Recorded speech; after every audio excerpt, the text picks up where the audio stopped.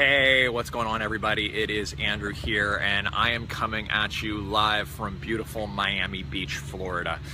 So this has been an interesting week for me. Many of you guys know I used to be in corporate housing, and I spent a lot of time in there, and I spent a lot of time helping the victims of Katrina, but I spent a lot of time helping the FEMA workers to do their housing when it hit New Orleans and Baton Rouge. So to be in this beautiful location not helping has been kind of tough for me, to be perfectly honest. It's been mentally challenging. And one of the things I love doing when I'm out on the road, and it's funny, since I started Beachbody and really went all in with the Beachbody programs, I haven't done this nearly as much. It takes a special location for me to do this. But what I love doing is getting out and just running. And you know, I'm getting older, my knees don't exactly love it anymore, but I'm here on Miami Beach. I'm spending 3 days here with a client on their conference, and it's a great client, but it's obviously a lovely locale. And one of the reasons I love running, and especially why I did it today, was I can just go out and get in my own head. And especially on the beach, earlier in the morning, being able to run and be able to just kind of think about stuff. And I came across this area of Miami Beach. And if you can't see those, I hope you can. Hey, Malia. If you can't see those are all the volleyball nets that are out here. And back in what feels like a previous life at this point, I used to be a ranked volleyball player on grass. I never got ranked on sand. But I went to school in Santa Barbara, played a lot of volleyball, probably too much volleyball, considering I would often do a study break that consisted of, 5.5 hours of volleyball. But it was my identity.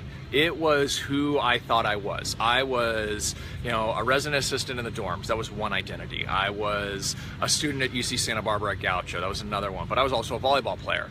Now, I would go to the courts like this, and people would know who I was. And if I didn't have my normal partner with me, it wasn't tough for me to find a partner.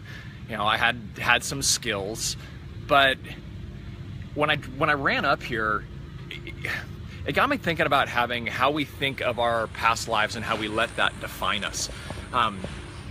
I still think of myself as defining myself as a volleyball player.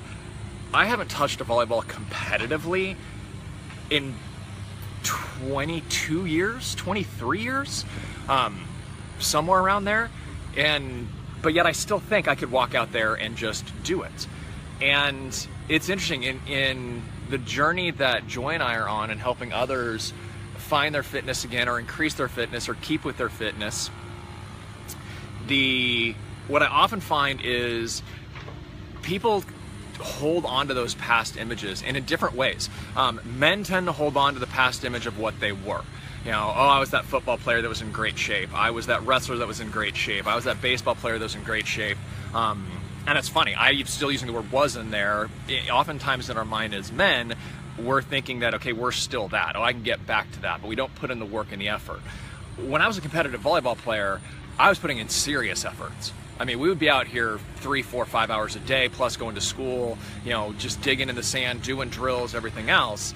To see myself as that now is ridiculous. I don't put in that effort. I don't have that same effort because we evolve.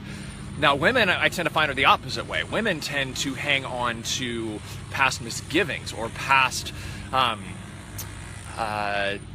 lack of progress. I don't know what the right word is, but they see themselves as not that fabulously fit mother of 2 or mother of 3 who are just killing the game.